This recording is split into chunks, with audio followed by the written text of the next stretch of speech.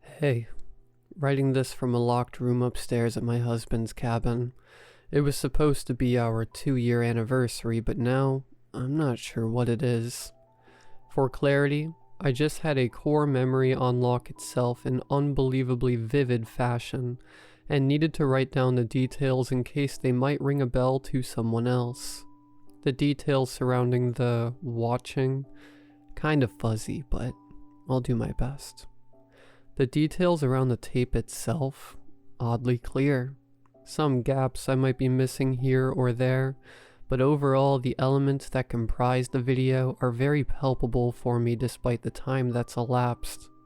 It was 3rd grade, a field trip to a nature trail, a 30-minute school bus ride, remnant of a now bygone time. Was boring. The wheels on the bus take you somewhere you'd rather not be. We arrived at the lodge-like area near the entrance to the trail. Entering, I recalled seeing stations with water and coffee and donuts, presumably just for the grown-ups, and a sign-up sheet resting on a kind of tall table that all of us had to fill in with name, date, time.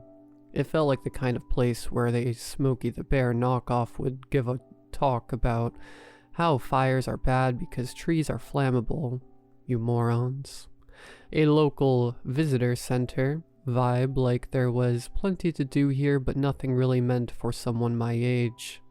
Sign-ups completed for our class of 30. Tall humans around us, tiny ones. And I heard the tour guide beside our teacher speak up. "Alright, who's excited to go on this trail?" Muted responses from the kids. "Fair enough, off we go." We were shuffled like penguins to a space with rows of carefully arranged seats, a TV perched on a cart, just like the good old days, VHS player tucked into the shelf below. I was the queen of the back of the line, watching classmates in front grapple with the existential crisis that is, making sure your friends sit next to you so you know they actually like you. That's when I heard a second tour guide, following closely behind, speak. "Oof, looks like there might not be enough seats. Why don't we take some of you to another room for the video?" His bouncer-like cutoff applied to the 4 of us at the end. As he redirected us to the hallway, I distinctly remembered noticing that there were more than enough seats for everyone, with the kids in the room meticulously choosing their spots. Our gang of leftovers was brought to a much smaller room. It looked like an extra big closet, 4 chairs already set up inside. I crossed the threshold first and settled into one of them. The others followed. A TV in front of us on the table. The tour guide turned on the TV, pressed play on the VCR beside, dimmed the lights and walked out, closing the door behind him. I then heard a click that sounded like a door locking, but I wasn't sure. Our dark little nook had 2 faint sources of light, the brightness of the hallway barely squeezing through a small window, and the blue glare of TV at the presentation commenced. A disarming, cozy, ambient tune laced with simple synth pads and light flutes met my ears. The title screen appeared. Timberbrook Hiking Trail Guide. Underneath the title, words broadcast on a backdrop of expansive nature trail footage. The following tagline appeared: "For a great hiking experience." And then, a transition to a new title screen. Supplies. These words rested on a light green background with a picture of a cartoon backpack beside them. The music changed, a transitory bell chime, followed by a breezier and more upbeat arrangement. It dawned on me at the time of watching, 21 years ago today, that the video seemed dated, like really, really dated, on screen. "Make sure your backpack has," and then footage of different items with corresponding captions. Water, a clip of an outstretched arm holding a water bottle to camera. Snack. Same thing, but with a granola bar this time. A compass. Shoes to wear. A pair of sturdy boots held together and tilted downward. I glanced over at the other kids. They were trying their best to pay attention, albeit with drowsiness marking their illuminated faces. A new title card on the CRT in front of us. The hike. Words displayed on screen with a light blue backdrop this time, another bell chime, and a shift to the musical tone again, the same instruments taking on a more forward, adventurous tune. This was followed by a scene of arms linking with text at the bottom of the screen reading, "Pick your buddy," a camera panning over a very clearly defined footpath in the woods. When walking with your buddy, follow the trail ahead of you. A stationary image of cartoon children midway through a walk on a path. Make sure you are in line with the group. Don't stray off course. Tips and tricks. What followed this title card was a series of cartoon diagrams, looking straight out of an elementary school textbook, with a tacky, dated screen transition between each image and tip. Tip number 1. If you feel like you're lost, stop right where you are and listen to the sounds around you. You might hear the road, or people talking nearby. The lengthy bit of text splayed across the screen beneath a drawing of a boy standing in the woods with a hand to his ear, listening out with a smile. Tip number 2. If you come across a log, step on the log, then off the log. Do not step over it one leg at a time. This tip paired with a progression of images showing a kid, as one would indeed imagine, approaching a log, stepping on, and then off it. Tip number 3. If you hurt yourself or have a wound, words accompanied by the image of a kid holding out their bleeding arm. Air it out. Then a strange transition to clips of a real-life bleeding arm now, held out in the forest air. With each successive shot, the arm looked worse.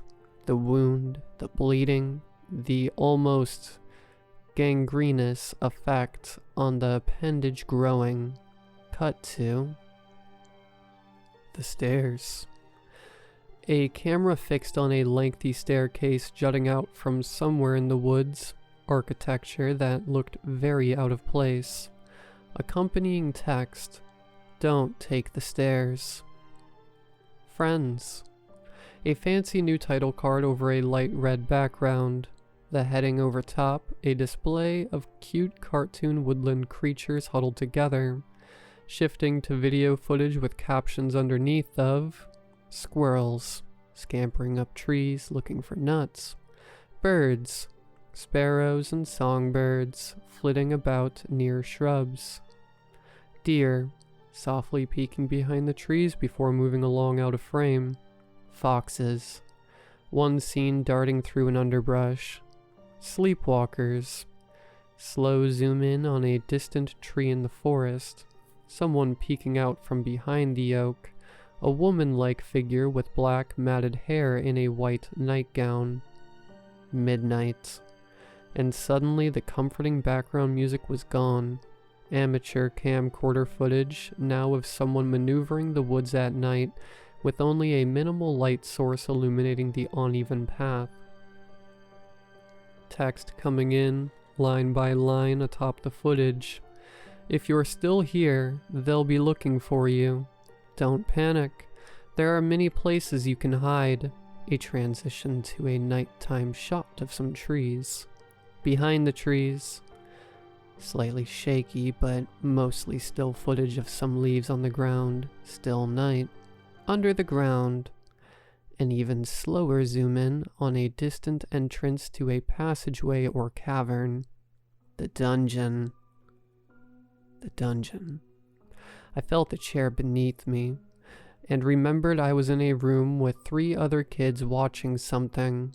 My eyes were glued to the monitor. I didn't feel comfortable looking to my left or my right. The imagery on screen wasn't resonating in any comfortable way, but the childlike fear in me told me if I stopped watching, something even worse would happen. It was hard to tell what I was looking at. The visuals on TV looked dark, thick, obscured, words that make no sense but are the best description I can muster, like the sorts of shapes you'd see with your eyes closed and palms pressed upon them. As I tried to piece together what it was, text, in the color red this time, appeared at the bottom. The dungeon might be a safe place to hide in for a little while. The text disappeared faster than usual. Slowly the video began to clear. The footage seemed to be taken in a dark, cluttered room. Tables, shelves, materials, tools, all sorts of items crowding the space. Near the top of the screen, what looked like a window, the sound of heavy breathing. It seemed like the video was recorded by someone crouching in the corner. They might never suspect you would hide in the same place they were planning to bring you to. Text gone. More breathing. Steady camcorder in the dark. Just don't stay there for too long. Eyes appeared on the window, with the sound of something sliding open and... nature. What? Once again there was daylight on the screen. Rivers, babbling brooks, and a friendly forest. A reprieve that made my 9-year-old self think about the best way to delete everything I'd seen from my brain. My first tango with compartmentalization. Nature, just comforting nature scenes. Nature is beautiful. Take some time to appreciate its wonder. Everything is in balance. The text lingered for a beautiful while, before cutting to a new title card again. The final one, as I would find out. The cabin. A camera that must have been positioned high on a mountaintop looked down at an expanse of forest from afar. Daytime at first, but the footage quickly revealed itself to be a time-lapse, tracking minor changes and movements before bringing us to the night. Then, for the third time, the camera began to pan, this time painfully slow, delving deeper and deeper into the forest. Granular details sharpened as it zoomed in, while I wondered just how far this seemingly telescopic lens could go. Closer and closer, further and further until landing on a large cabin. Isolated in pitch-black darkness, it didn't belong with the rest of the forest. Lights on in all of the rooms, a glare cast out on the dense woods surrounding. The following subtitle: "Do not go near the cabin." Mechanical sounds as the camera pushed in slightly closer, with a different clearness, as if the lens was suddenly changed.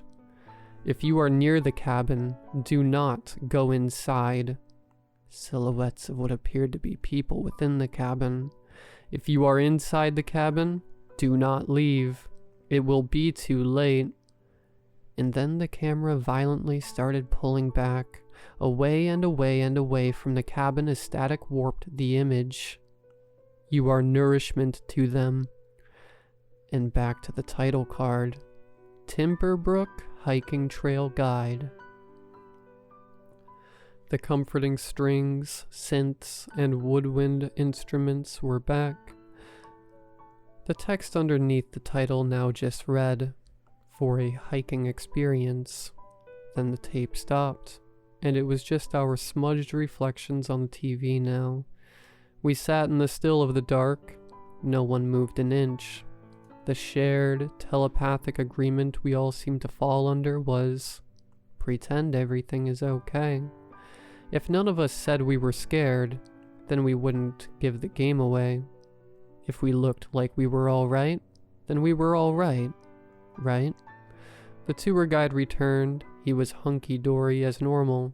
"Alright," I heard him say, opening the door. Light switch flicked on. "Looks like you're all done. Ready to hike?" he asked with chipper delivery. A muted response from us kids. He motioned for us to follow, and so we did. I'm not sure if it was a trick of sound or a hallucination, but I remember the guide whispering, only to me it seemed, Best of luck, as we joined the larger group. Whether this potential remark was tinged with sarcasm or sincerity, I wasn't sure. The hike happened.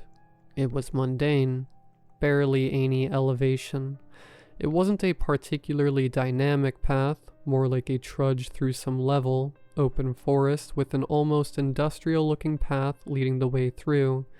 Like any in-depth video guide on the how of maneuvering this was completely pointless.